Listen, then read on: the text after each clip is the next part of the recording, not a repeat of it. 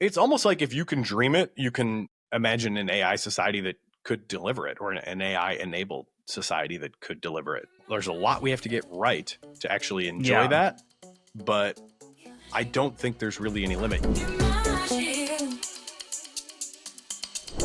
Welcome to the Imagine AI Live podcast. I'm your host, Chris Madden, and today we have with us a really special guest, Nathan Labenz. Nathan, how are you doing? I'm great. It's great to be here. I'm looking forward to the conversation. Yeah, me too. So Nathan just a recent sign on to speak at Imagine AI Live May 28th to the 30th. So we're super excited about that. He is the host of The Cognitive Revolution, a great podcast about AI, another great podcast about AI. And he's also the founder of Waymark, which started back in 2016. And we're going to get into that. But first, the Cognitive Revolution, it's the name of your podcast. What is the cognitive revolution? What does that term mean to you? Well, I obviously, take inspiration from prior revolutions that reordered economic affairs and how things get done in human society broadly. So kind of think of the agricultural revolution as being one obvious big one, the industrial revolution, you could cite others as well. But I think those big ones really, at a minimum, give a sense of scale. I'm not a big analogy guy, so I wouldn't say, that what we're about to go through in terms of a transition to an AI-dominated economy is like what happened in the past with the Industrial Revolution. But I think, at least the sort of seriousness and the sense that the before and after might be really dramatically different is sort of what I hope to evoke there.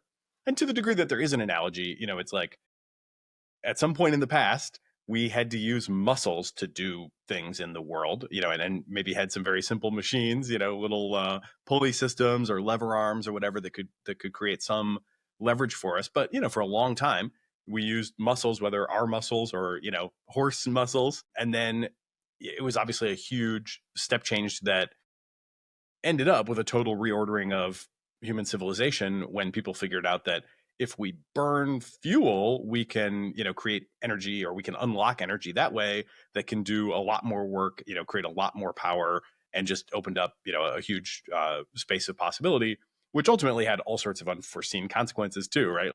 People, gathering in cities, they're just fundamental things that we take for granted that were not this way before. So my crystal ball is really foggy for exactly what that's going to look like in the AI world.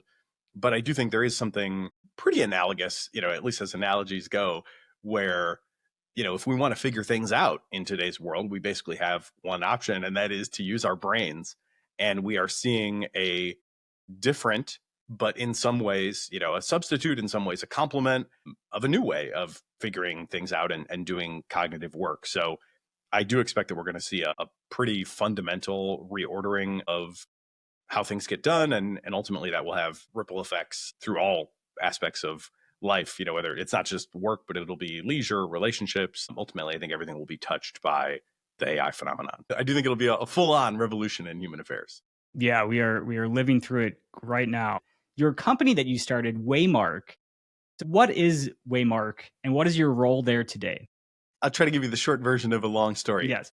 Waymark started off as a DIY video creation software product. Like many people, I've been an entrepreneur for most of my career.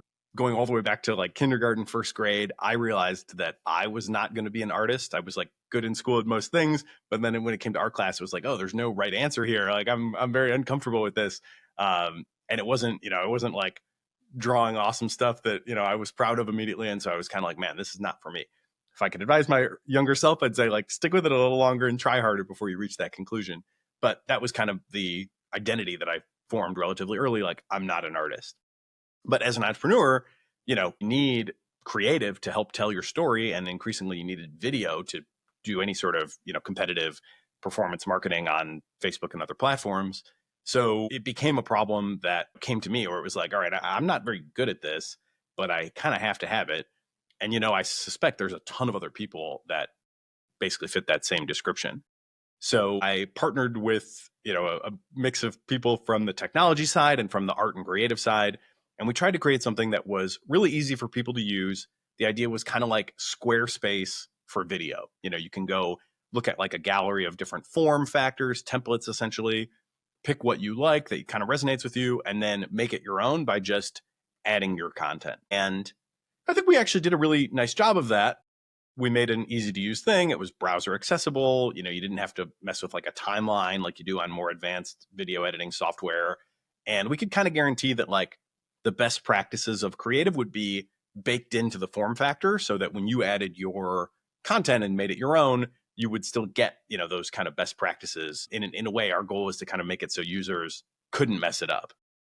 The problem that we ran into, even having done, I think, a pretty nice job with that software, was most people sort of were like, yeah, it is easy to use, but I just don't have that many ideas. Or, writing a script, even for just a 15 or 30-second video ad, is hard for me, and it ends up taking a lot of time because I need to like make it punchy and I need to make it work well. And there's this whole, form factor thing. I'm just not very familiar with it. So people would kind of say, yeah, I made a video, like I was pleased with how it came out. I like the software, but it's just not something I'm going to do that often. And so we realized that, what people really want is service. What they really want is, for most people, some people are naturally creative, but most people want it done for them. They want it done well. And the barrier to getting service for most people historically has just been, it's too expensive, right? So they want service, but they accept DIY products, at least historically, because that's all they could afford. And then they just don't use it that much. And for the business that's offering that DIY software, that lack of consistent usage was a real big problem. As we were confronting that problem, GPT-3 was also on the scene. I, had a long-standing interest in AI, but never really directly worked in it, in a deep way. But seeing GPT-3 and seeing some early demos of its ability to write basic marketing copy, I was kind of like, okay, this is the thing that is going to transform our business. And now we have these, various mantras. One of them is done for you by AI beats DIY. So we've transformed our business from a DIY software product to a done for you by AI software product. And in that transformation, we've basically moved it from a product experience where you have to use it, you have to figure out, you have to come up with all the ideas, to now it essentially is a service, except it's a service that's provided by AI. And because it is so affordable, obviously everybody knows the price of tokens is pretty cheap. We can deliver a service quality experience at a product level price. And I think this is just like a huge transformation that is going to be happening across more and more different product spaces. We happen to be in the perfect spot to adopt early because, when you're doing marketing copy for small businesses, like, you don't have to be able to do advanced math. You don't have to be able to do advanced reasoning. A little bit of hallucination even is kind of okay sometimes. And so where the models were at in like 2021, 2022 timeframe was not enough for many use cases, but it was enough for our use case. And then I just got the bug. At the time, I was the CEO of the company, but like many companies, right? This is again a very common story. Didn't really have an AI team.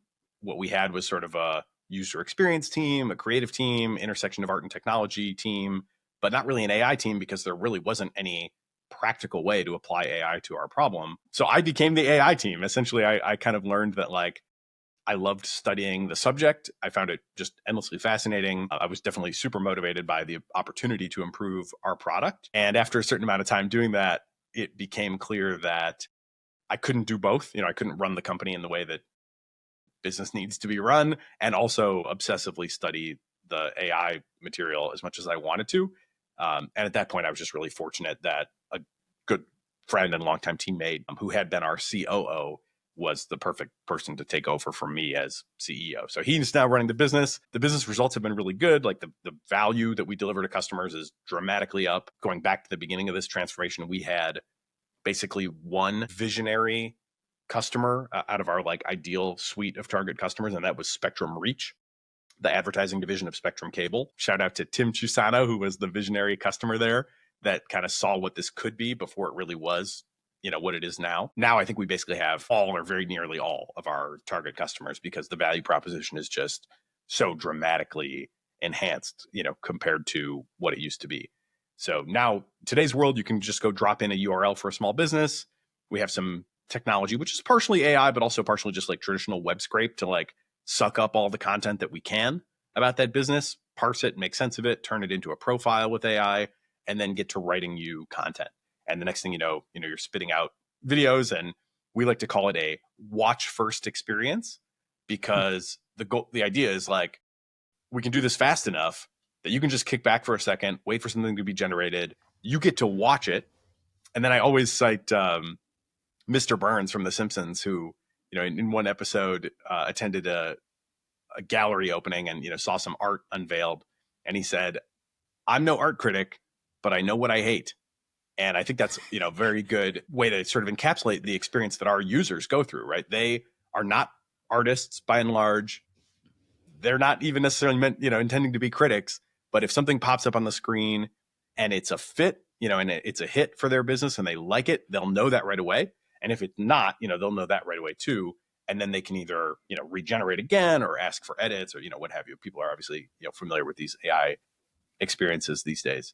So that was just, sometimes describe myself as the Forrest Gump of AI, because I kind of notably keep finding myself in these important scenes, often not super strategically. This was one where I just happened to have the right product that was kind of finished in a sense, but not quite delivering the transformative value that we wanted to deliver to our customers. And just as we were, facing that conundrum, this sort of very rough technology popped onto the scene, and we were able to put two and two together. And, basically the rest is that long history that I just shared. So yeah, that's Waymark today. And so I watched the new demo for Waymark 2, and it's fast, and it's watch first experience.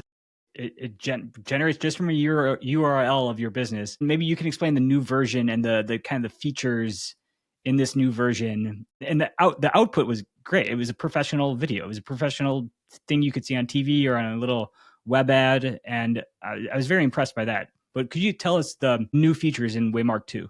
Probably the biggest new feature that our customers are really excited about is automatic reformatting. Typically, we start with a 30-second TV commercial. That's kind of the canonical, your big brand piece, introduces your business, talks about your upcoming event, whatever it is. But then the advertising platforms that we partner with, and these are, again, cable companies or connected TV companies or, online, digital, whatever, they don't just sell 30-second TV commercials. They maybe also sell 15-second TV commercials, or they also sell, something that may go onto Facebook and Instagram that's in more of a, a scrollable feed format. Vertical. That needs a different aspect ratio or a different length of the video. The new feature, there's a few, but one of the big new features is that you can now just with a single click say, okay, I've got this video where I like it, make me all the variations so that I can actually run my paid campaign across all these different formats and have, exactly the right version for that particular format. The length, the aspect ratio, again, whatever best practices need to be built into that. And that, again, used to take people a long time, right? Because they'd be copying and pasting and moving around and trying to figure out, what exactly do I want to keep and what do I cut? So this was something that could take people, even with our easy to use, software, could easily take people more than an hour to sit there and take something that they already had that was good and then make 4 or 5 variations of it. And now that hour is collapsed into, 30 seconds, and you get all the formats, and you're kind of immediately ready to go. So I would say that's probably the number one business value driver that people are excited about. There's also some interesting things where I'm given a lot more control over voiceover. For example, one of the main problems we always used to have is it's all good, but it's saying the name of my business wrong, or it's saying the name of my town wrong, and people just, I can't put that on TV, right? If it can't say the name of my town, I can't put it on TV. I'm not going to put my, my business on everybody's screen in my community saying the name of our community wrong. It just doesn't work. So fixing those kinds of things and giving people a little bit more granular control to steer certain parts of the generation process. There's a bunch of that kind of little stuff as well. But overall, it should be basically the same experience with just better performance, on kind of all the different dimensions under the hood. And then this big extension of, make all the variations that you might want has really unlocked a lot of value for especially the advertising companies that we partner with. And the cool feature that I saw is that you can lock the things you like. It generates a version of the ad, and you can lock the voice, you can lock the copy of the script, you can lock these things, but then generate the rest of it into a different style or the things you don't like, you can regenerate that while holding on to the things you do like, which I found also a very cool thing that a lot of AI generation, video generation, and image generation has a hard time with. Yeah, I kind of think of that as sort of a pivot. You got like in entrepreneurship in general, right? You got some part of what you're doing is working, but maybe other parts of it aren't, so keep the part that's working and kind of try to rethink the parts that aren't.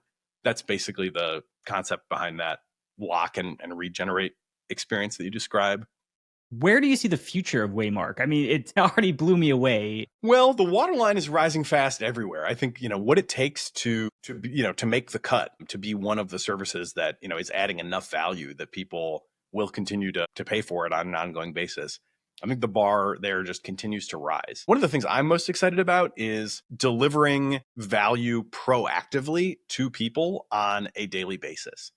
I think we moved from DIY to done for you by AI, but we're still in a moment in our evolution where the user has to come to the product and say, here's what I want. And then it only takes 30 seconds to build it, and they get this watch first experience. And it's like, in many cases, better than they could have done on their own, even with like a lot more time. That's one of the big lessons I've also learned is like, if you have a product and you want to layer on an AI experience to it, your user data might actually be not that good. That's kind of what we learned about our user data was people were making videos, but when we really looked at them, we were like, actually, we want the AI to do better than this. We don't want the AI to learn from the users. We want the AI to outperform the users. So we ended up having to have our creative team do the training data creation because they were the ones that could really make excellent stuff that we wanted the AI to learn to imitate. But anyway, that's a digression. People still today, they have to come to the site. They have to ask for what they want. I think a future, and I think we're going to see this from a lot of different products, is maybe as much as like every single day, the AI is working in the background for you, still in a highly personalized way, knowing what your business is all about, but then maybe looking at like what's going on in the world, what are the sort of marketing gimmick holidays that are today, maybe even just like checking in on your Facebook page or, whatever, and sort of saying, what are you posting about?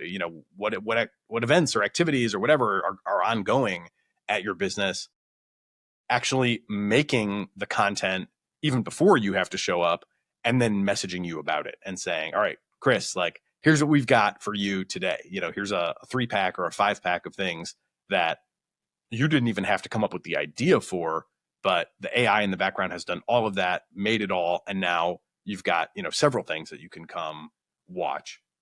That I think will be, that's kind of the next step up of service, right? Like, what do people, if people accept, they used to have to accept in many cases DIY products because that's all they could afford. What they might have dreamed of is like, I wish I just had the money to pay somebody to do this and make it good. And maybe what they didn't even dream of, but is actually coming with AI is like, what if you had those pros on retainer? What if they worked for you every single day? People have talked many times, many ways about bringing big brand quality services to small business, but this is genuinely becoming possible. Again, with the cost of tokens getting as low as it is with Gemini Flash, being 10 cents per million input tokens, we can do a lot, in the background and deliver a lot of options to people. And in the end, it's like kind of fine if they don't use most of it. I expect people, percentage of those, if we send people 5 videos a day, 150 maybe a month, how many are they actually going to use? Probably not that many. But if they use 1 a week, that's dramatically more than they did before. It's like a huge step up for their business. And, it's something that's only possible if the AI is kind of working for you in the background on an ongoing basis. So I think that's going to be one of the next big things. That's very cool. Yeah, I could definitely see that being in the future where it can tell by maybe your social media presence, what's going on in your business, like the new updates, and then it pulls from that, create a video to offer you proactively. Very cool. So this makes me think of how we're just going to be flooded with content. Content is becoming easier and easier to create, especially video and images. People kind of are realizing that they do need a social media presence, that they need to be having this daily output of content. And so everyone's quantity of output is going to be increasing, the supply of this stuff, but then the demand, everyone's attention just remains the same. And so we've got this huge tsunami of AI content and more done for you AI content and coming, but the attention stays the same. And what does that make you think of? It's a real challenge for sure. And it probably plays out over several rounds of development. I suspect that we're going to have like moves and counter moves and, ultimately probably pass through multiple different kind of phases before we reach any sort of stable, longer term equilibrium. I think one thing is just that like quality matters more than ever. That you can't get by with low quality stuff. I mean, if you ever could, I don't think you're going to be able to for much longer. So quality matters most. As you get into a little longer term future, for one thing, people may have more time. I'm a big believer in, liberating people from jobs they don't want to do. I consider myself to be extremely fortunate in that I basically have a job that I would largely do, even if I didn't need to earn money doing it. So like, that's, something I don't take for granted at all. Super fortunate.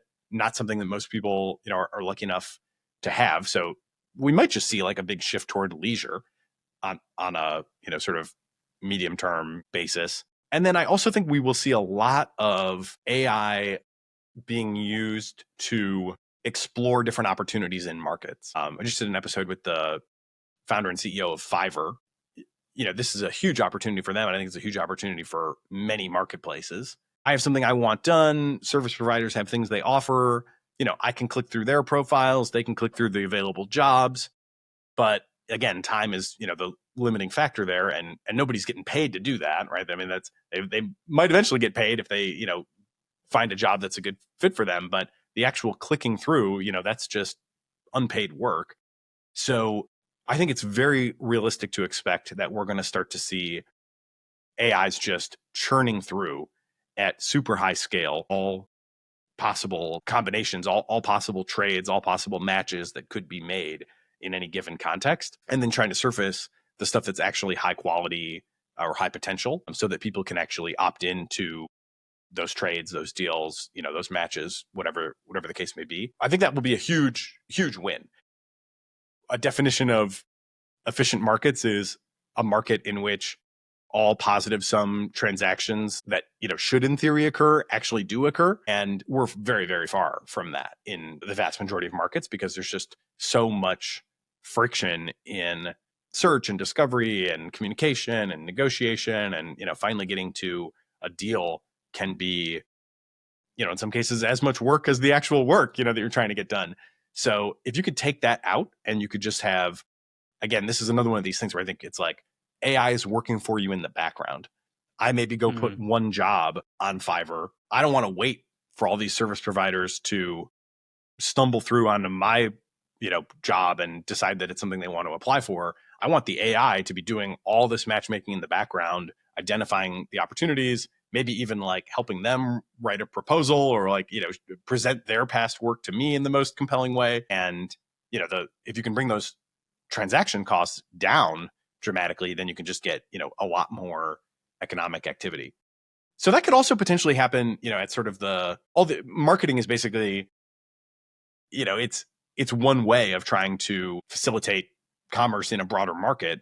So I think, this sort of transcends content, but I do think this sort of background, ongoing, always on matchmaking is going to be one way that we just get a lot higher leverage on the time and attention that we do have, because hopefully we should be only considering options that are like already well reviewed, properly vetted, and of serious interest and very high potential to us. So in short, if we can dial up the relevance factor dramatically by having AIs do a lot of this pre-qualification work, then I can see, even with the same amount of time, maybe just a lot more value. Yeah, super, super fascinating. I can definitely see that helping out a lot. And I've got two more questions for you. And one is the dark side of what keeps you up at night thinking about AI. I won't sugarcoat it. I think we are playing with very powerful technology that we don't understand super well. And it does not seem far-fetched to me that it could get out of control on us in any number of different ways. So my big picture worries include everything, up to and including loss of control over AIs becoming autonomous and no longer dependent on humans, potentially rivalry, or competition between humans and AIs. And, in in the worst case scenario, that could lead to human extinction. I'm like, most of my time I spend as an enthusiast, a builder, a student of the technology, and a lot to love about it. I want my AI doctor. I want my self-driving car. I think the quality of life and, what it's done for my business, as we've covered, has been like tremendous. So I kind of have this ambivalent personality where I like embrace and, don't have any trouble understanding why this is exciting and what the tremendous upside potential could be. But I do also think there's really no limit to, or at least we have not identified a limit to how powerful it could become. And the more powerful it is, especially as long as they're more grown or trained than they are engineered, and we don't really have a deep understanding of why they do what they do, we are running, in my view, some non-trivial risk that things could just get super weird, super crazy, and kind of out of control. And we do see leading indicators of this. I have a deck that I maintain that I just call AI bad behavior. And people are familiar with, hallucinations, of course, but some of these like more recently discovered bad behaviors are becoming quite colorful. You've got things like scheming, where if a AI is given a certain goal and the user has a different goal, when those goals are in tension, the AI can start to do some weird things.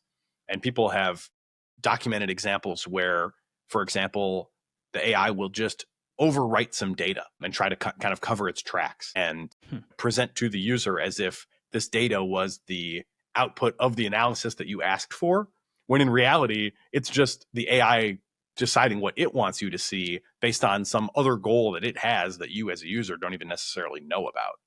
So scheming, I think is like a really concerning behavior. And it seems to be a sort of flip side of jailbreaking, right? People are familiar with jailbreaking too. The AI companies don't want their AIs to be helping people build bombs or whatever. So they build in all these refusal data sets so they can train on, you're not supposed to do these sorts of things. Okay, yada, yada, yada. That's been a highly imperfect science, and the models remain jailbreakable. But they're becoming less jailbreakable as they sort of refine those techniques. But then what we're sort of seeing is the flip side of that seems to be scheming is going up.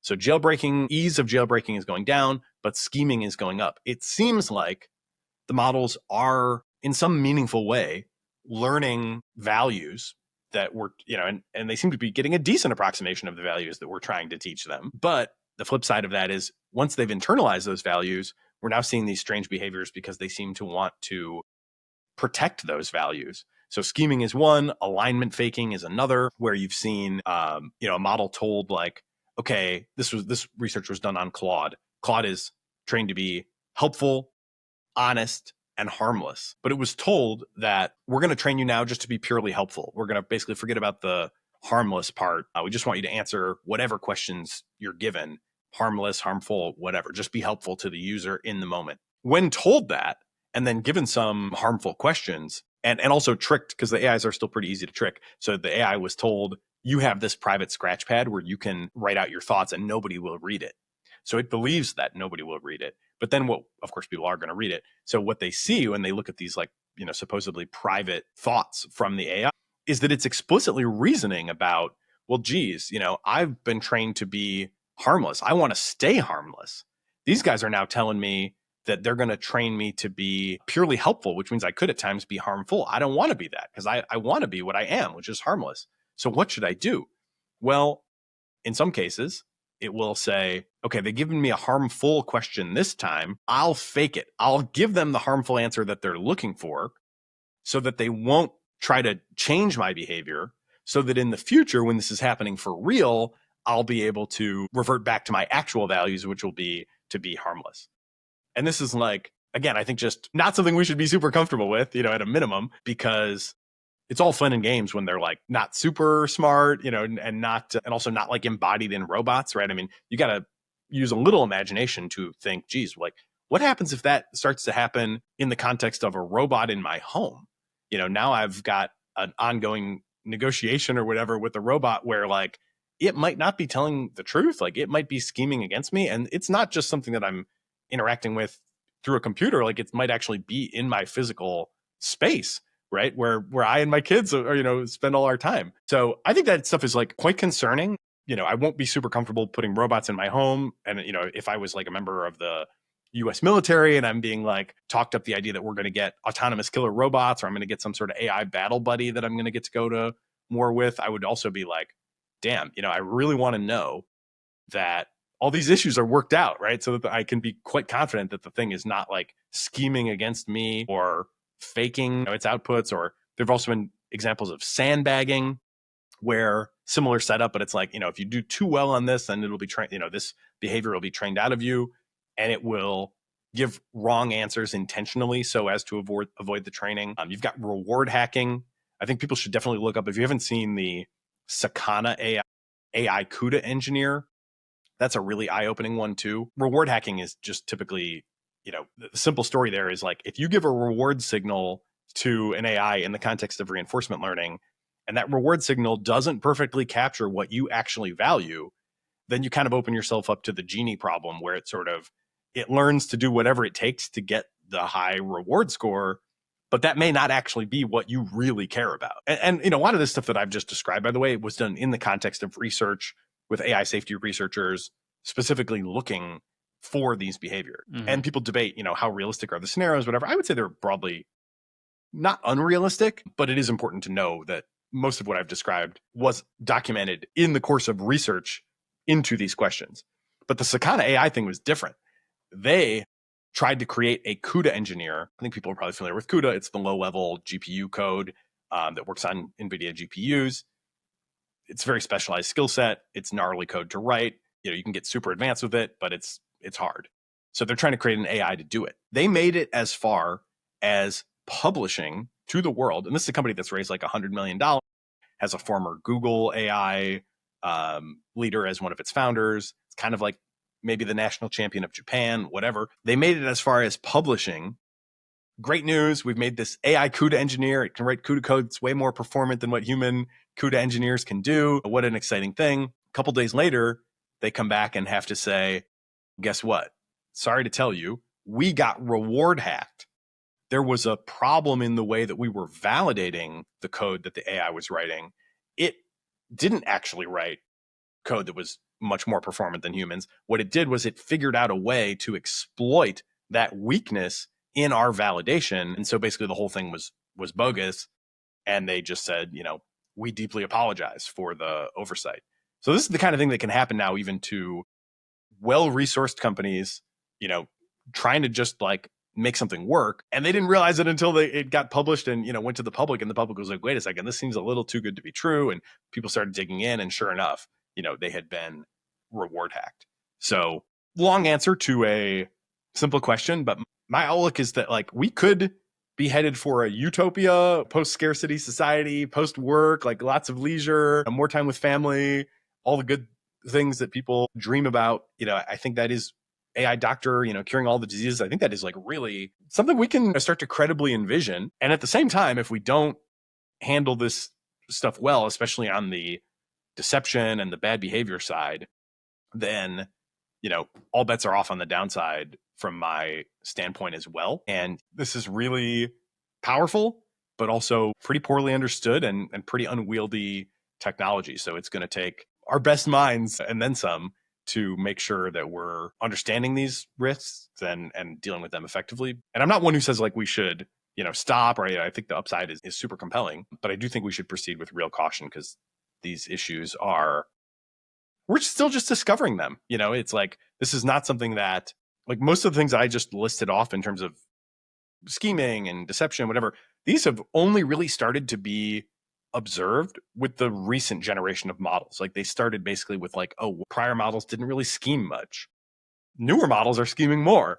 So we're just starting to create the models that are powerful enough to do these sorts of worrying behaviors, which means we're just now starting to document and explore them, which means, all the work to actually figure out what to do about it very much remains in front of us. So yeah, I don't know. It's exciting times. Very insightful. So just the rosy picture. So you mentioned healthcare and AI hacking, biology, and being able to like cure a lot of illnesses and ailments. What other aspects do you think AI could help society and help humanity that you're most excited about? Well, I think there's really no limit to it. It's almost like if you can dream it, you can imagine an AI society that could deliver it, or an AI enabled society that could deliver it. There's a lot we have to get right to actually enjoy that, but I don't think there's really any limit. And a great example is, and I think this episode is actually coming out today, the work that Google is doing on AI doctors and also now AI scientists is legitimately like breathtaking work. I mean, they've put out, very carefully done series of papers over the last 2 years. At every step of the way, of course, the underlying models are getting better. So they've got the same, tailwinds that Waymark has, right? We're all kind of advantaged by the fact that all the core technology keeps getting better.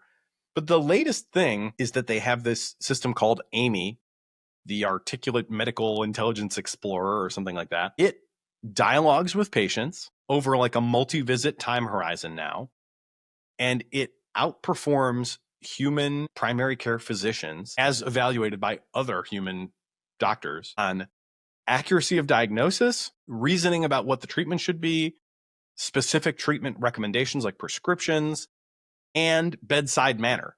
It outperforms on literally all of these dimensions relative to human doctors.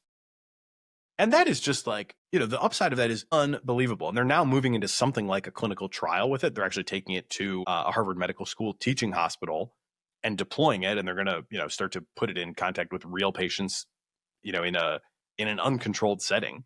So I'm sure there'll be a little bit more there for them to work out. But, I have a very privileged life. I can afford to go to the doctor. I do have health insurance. Still, it's like not a great experience, right? I mean, I got to wait, I got to find it, whatever. Now extend that to people all around the world who just don't have any sort of comparable access, and imagine that everybody could have this AI doctor for pennies on what would be $100, right? I mean, it's going to cost you at least $100 to go see the doctor between you and your insurance. With the AI doctor, you literally might be talking pennies, maybe a dime, orders of magnitude cheaper, immediate access, and higher scores, across all these dimensions. Abundance of expertise, I think, is going to be one really exciting thing where just everybody can get this sort of expert advice that is currently available to a privileged few. And that really should change, I think, the way people experience daily life. And then the scientist thing too, I'll just say briefly. They built basically an agent, kind of a complicated setup, but not that complicated. It's something listeners could do if they set their minds to it.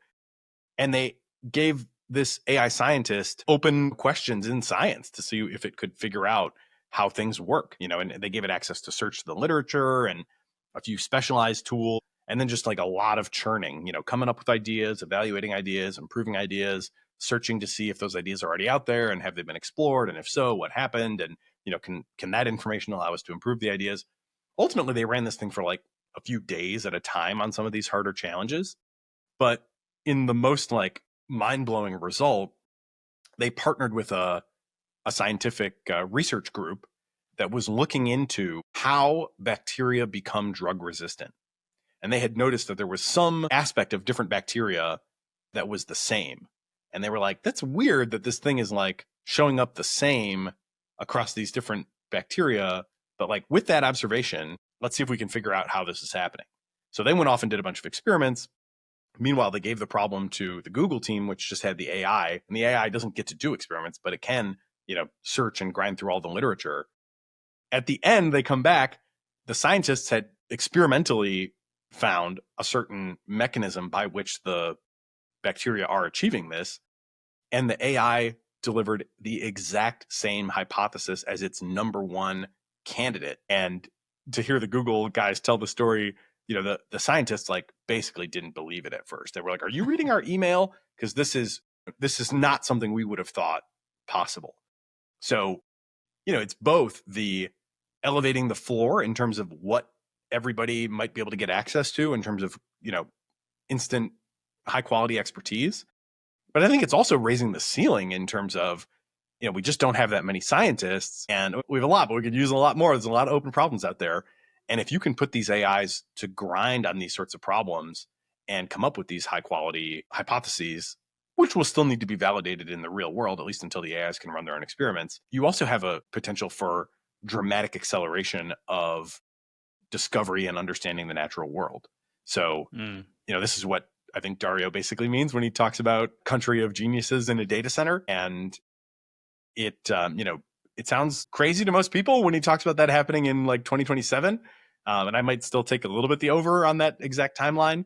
But with things like these projects coming out of Google recently, you can really start to see it. It doesn't feel like, something that's like qualitatively different from where we are today. It feels like take what we have, refine a bit more, scale up, continue to improve models, maybe at some point give them the ability to run actual physical experiments through APIs. We better be careful with that.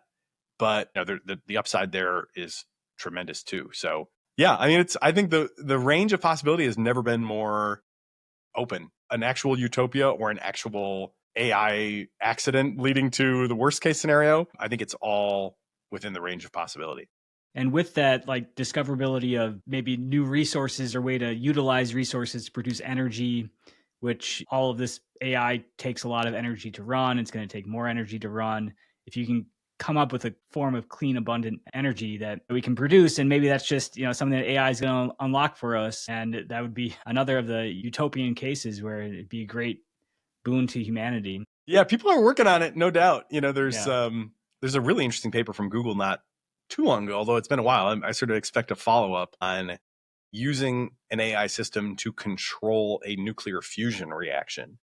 And basically, it's sort of akin to playing an advanced video game. Like you've got all these magnets, at least in there's various kinds of designs for nuclear fusion reactors. But in this case, they've got just a huge array of magnets surrounding the actual fusion reaction that they're trying to control. And the way you control it is you adjust the strength of all these different magnets to kind of keep the thing confined to its right shape.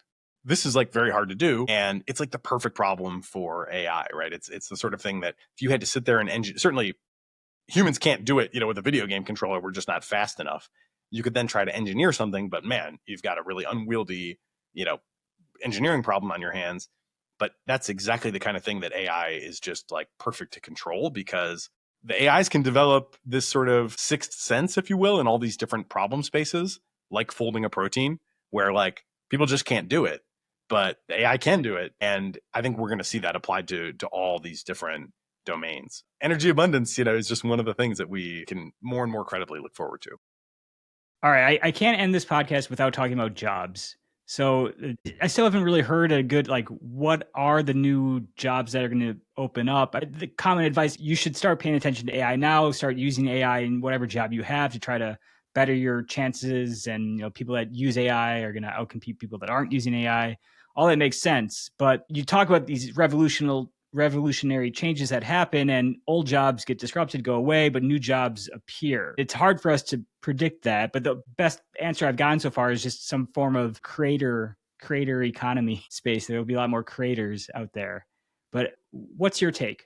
I think it's important to separate, short term from long term, for one thing. In the short term, we do have a lot of friction. The models are getting really good, but they're still not, they still don't have a lot of context on any given situation. So right now, that's one of the big barriers. I think one of the things that the AI companies will need to do if they want to create a sort of drop-in knowledge worker, people have been envisioning where you could literally just hire an AI to be a new team member at your company, is they're going to have to figure out some way for the AIs to be quickly trained on all the context specific to that company. And it seems pretty clear that that is possible because like they learn a lot about the world, right? So there's no reason to think they couldn't know as much about your particular company as they know about the world. And if they did, then they would be able to be like way more effective than they are when they lack that knowledge. So I think that's one kind of gap that the AI model developers are going to need to find some way to productize that. And maybe it could just be like super long context windows. Maybe it could be state space models. Maybe it could be some sort of continued training process or extra training process, whatever exactly how that gets solved.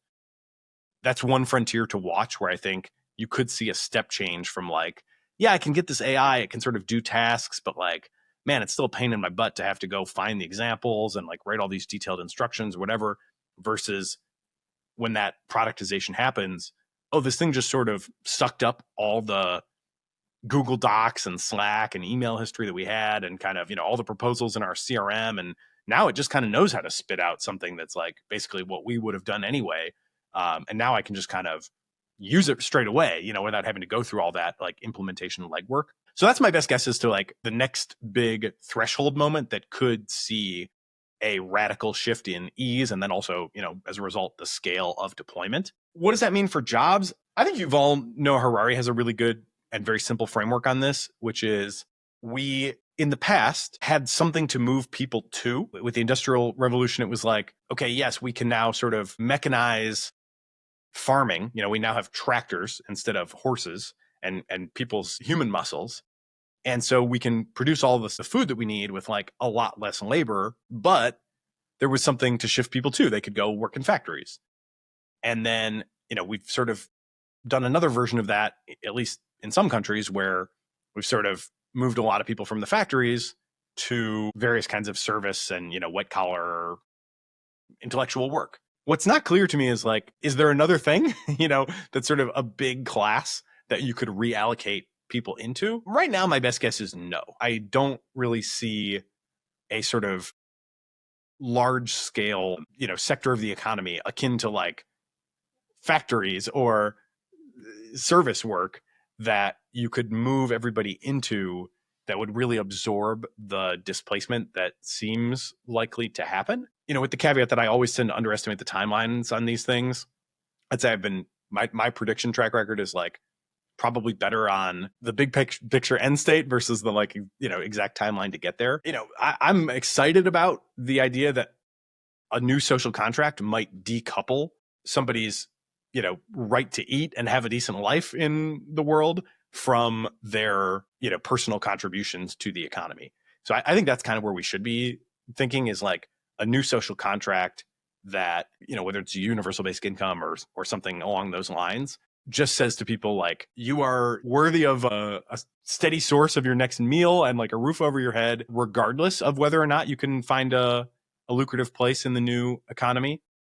And then on top of that, let entrepreneurship and, creativity and all that kind of stuff flourish. And I think it will. I mean, I think we'll have, at least for a while, we'll have some of these AI jobs. I don't think there's going to be like enough of those to really, go around. I also think it's going to be very difficult for people to transition, for a lot of people to transition into them, right? I mean, if you're driving a car or a truck today and then AI takes over the driving, are you going to like do what I'm doing and become like a student of AI full time?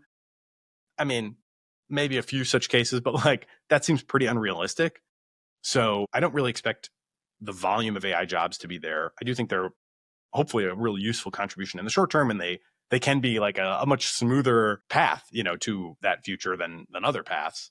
I just don't see the volume really being there, but I do think that especially if people can sort of have confidence, that they're going to be able to survive and their, basic needs are going to be met, then I think you could see a really interesting sort of local economy of, highly personalized services, or just, things that people want other people to do. I think robots can give people care, but people might want care from humans, and that's, that could be a good thing. And people also find meaning in giving care. So caring, I think, if there was maybe one candidate, the caring economy broadly is like maybe one thing that can absorb a lot. And then just like, bespoke local services. I think like people in my neighborhood group this morning are chatting about doing board game nights. And I can imagine a version of that where there's like, mystery dinner type things that people put on for each other and just, entertain and, have fun. People creating like high context, highly local, bespoke fun. I think that could be like a great life. I don't think that, is going to replace the economy that we have, but it could be a really great way for people to spend time and, and have a lot of like meaningful and rich interactions with each other, as long as it's not something that people have to like depend on, to get their next meal. I'm bullish on new social contract. I'm bullish on like, if we can figure that out, I think people will find ways to have meaning. I'm not one who thinks like today's jobs, are the end all and be all when it comes to meaning. But I do think we're going to have a pretty profound disruption to contend with. And so I do, encourage people to start thinking bigger sooner, because as far as I can tell, it's probably coming. Yes, definitely. Well, Nathan, this has been a fascinating conversation, truly insightful. Thank you so much for joining the Imagine AI Live podcast. It's great that you're going to be at our conference at the end of May. Tickets are on sale now, listeners. And thank you for joining. It's great to meet you. My pleasure, Chris. I'm looking forward to seeing you in Las Vegas.